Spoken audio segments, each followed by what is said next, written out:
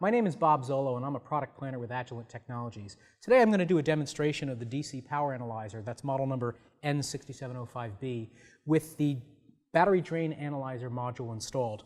The device I'm going to be testing with this test setup is a digital camera. Let me tell you a little bit about this digital camera. It runs off two AA batteries, so it's a 3-volt drive. What I've done is I've taken the AA batteries out and instead I put some clip leads in and clipped onto the terminals. What we're going to do for the first part of the demo is we're going to power this camera from the battery drain analyzer module, so that when we take a picture with the camera, we can actually record the current being drawn from the batteries, which is being substituted by the battery drain analyzer. Once we record that current, we're going to take it and we're going to then play it back onto the battery pack, which I've got here, the two AA batteries. We're going to play it back on that battery pack, and we're going to see what happens to the batteries when you take a picture. So that's an overview. Let me just get started.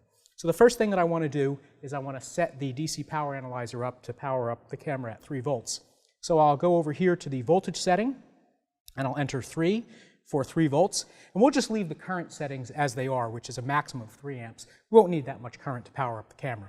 So I'll turn the output on, and now as you can see, we've got 3 volts on the camera, but there's no current flowing because the camera's not turned on. Let me go ahead and turn the camera on. That'll take a moment for the camera to start up. And you can see the startup procedure pulls, looks like an amp at this point in time, and then it's going to drop back down to about 600 milliamps, and I think it's going to settle out at about 200 milliamps or so when the camera boot up process is done. Okay, looks like we're pretty much there. It's about half an amp static current. Now most of that current actually is being drawn by the backlight on the camera, but oh, see, there it is, down to about 200 milliamps, and that's when the backlight went off. So you can see just the backlight itself was pulling about 300 milliamps, so we're learning a little bit something about how this camera works. Now the primary tool I'm going to be using for analysis is the software, and that's being shown on this large monitor here. This is the 14585A control and analysis software for the DC power analyzer. And in the mode I have it right now, it's in data logger mode, and it's a grid, so we're going to see volts or amps in this direction and time in this direction, and we're going to set it up to take a picture and capture that waveform. So let me make a few adjustments to the data logger mode. I want to set the duration to be 30 seconds, which is good, so I'm going to take a picture. We're going to record 30 seconds, we take a picture, and we're going to save that to the data log file, which is fine. All I need now is to set up the amps per division, and we've got it set to 500 milliamps per division. Okay, so let me start the data logger, and then I'll take a picture. So here's the data logger started, and now I'll take a picture. Okay, and now let's look and see what happens as we go along. So it's going to take about 30 seconds. We're about 15 seconds into the data log right now. And another 10 seconds or so, the data log will be done, and we'll have a 30-second long trace. And then we can analyze that waveform and see what interesting information we may learn. All right, looks like we're about done. Okay, so the data log is done. Let me first blow this up a little bit to make it a little easier to see.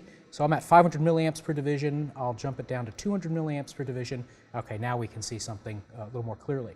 So let's use the marker, this marker number 1 here, to make some measurements.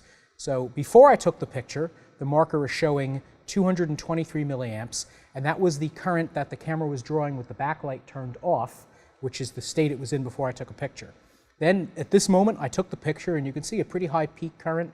If I move the marker into the area, the peak current was about 1 amp, 1.08 amps. It did some activity as it took a picture, and then there was some period of time out here when the backlight was on but nothing was happening, and the current there was about 500 milliamps, and then a few moments later the backlight turned off and the current level dropped down to about 220 milliamps. So this was the complete cycle of taking a picture from the backlight off to taking the picture to the backlight on to the backlight off again. And in fact, one of the interesting things you can do with the software is I can use the markers to denote a section of time, which I'm about to do right now, and we'll put the markers over the entire event from start to finish. And we could read off on the screen that that time is about 21 seconds.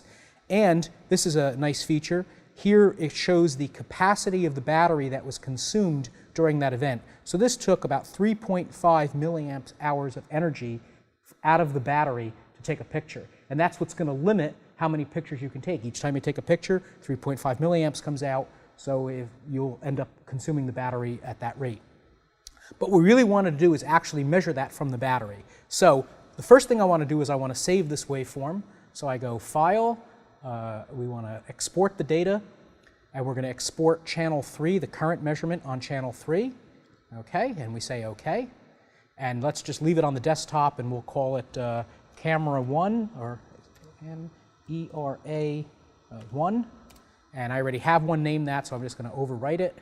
Yes, and now it's saving it. Okay, so now that we've saved the data, what I want to do now is I want to invert the data in order to play it back as a load on the battery. So think about it. Right now what we're seeing is positive current, that was current flowing out of the power supply into the camera.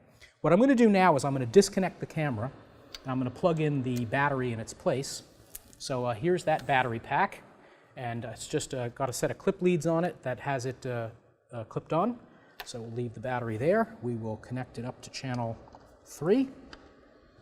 Now, as we discharge that battery, which in fact it's discharging quite a bit, so let me turn the output off so it doesn't do that.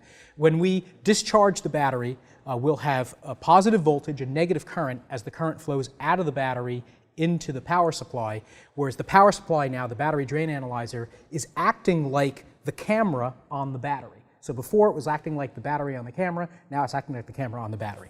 So let's get that set up. So the first thing I want to do is set the voltage, change the mode on the instrument. So I go to Settings, and right now it's set up as a 2-quadrant power supply. I want to set it up as an electronic load. So we're going to set it up as a CC load. And that's, I think, all I need to do at this point. So I go back to the meter, and I'll set the load current to 0 amps.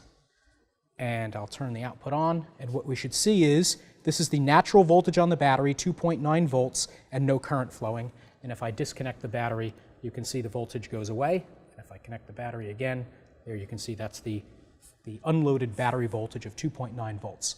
Okay, now I'm going to go back to the computer software and do what I need to do there. So this waveform you see on the screen right now is positive current flowing from the power supply into the camera. I want to invert it and make it negative current flowing out of the battery back into the power supply. So let me go to the arbitrary waveform generator function and do that. I go to arb, and what I want to do is I want to go to this channel here, channel 3, and I want to make the voltage fixed. I don't care about voltage, I care about current. And I'm going to do what's called an arb on channel 3. So let me get this guy is the one I want to talk to. So the first thing I want to do is I want to build up a sequence. So I say add, and I want to import a file. And the file that I want to import, new, is this camera 1, and I import it. Okay, and there it is, camera 1. And now I want to invert it from positive current to negative current. So I say modify, and there's the positive waveform. And instead I want to mirror it. Now it's negative current. So now instead of being positive, you can see everything's negative, and this will be the load current that we apply to that battery. So we say save the result. And let me rename this so I know what I renamed it, and we'll call it flipped 1. Okay, there we are, flipped. All right, so we've added that in, we say done. So there's that negative current. And the last thing that I want to do is I want to have it go back to 0 amps when we're done so we don't discharge the battery unnecessarily. So I'll add another step, and that step, so that's done. I want to add another step. This time I want to add in a step waveform, and I just want to go to 0 amps on the stepped waveform and say done. And now it'll just drop back down to 0. Okay, so we're all set. We've got the arb set up to apply the current waveform to the battery. We'll go back to the data logger. Let's clear the screen on the data logger. This time we're going to go negative current, so I've got to slide this guy up. And let's just make the data log a little bit longer. We'll make it 45 seconds so that we can see the entire waveform from before. There's 45 seconds. Okay, we are good to go. So I will start the data logger. I'll start the arbitrary waveform generator. And now you can see this, the waveform. Here it is.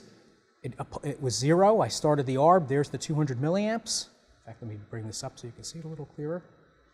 There's the camera pulse, the picture being taken, being applied. Here it ends up as the backlight on and nothing happening. and then in a moment you'll see the backlight turn off and it'll drop back down to that lower current level, and then when we get to the end of the waveform it goes back down to 0, which was the last thing that I put in. Okay, so let me turn the output off. All right. Oh, we had it set on continuous, so on continuous is going to keep applying those, but I didn't want to do that. That's okay. This is the part that I'm interested in. So sure enough, if I bring the marker over to here, maybe even bring this up a little higher, we can see the negative current that was applied was that same 1 amp of negative current at the peak that we had before. If I put the marker over here, we can see the current is negative about 500 milliamps with the backlight turned on. Get this marker out of the way. If I put the marker over here, you can see the negative 200 milliamps, which is with the backlight turned off, and then at the end it goes down to 0 amps, which is minus 3 microamps, basically 0 amps. And if I use the markers to measure the capacity, as I did before, that was consumed during it, I put the markers across the entire event. The event is that same 22 milliseconds I mentioned before, and there's the minus 3.5 milliamp hours, or that's the current we pulled out of the battery. So effectively what we've done during this demonstration is we've used a record and playback feature where we've recorded the waveform from the real device and then we've played it back on the battery in order to test the batteries and see how the battery would react to the camera having a picture taken. Thank you.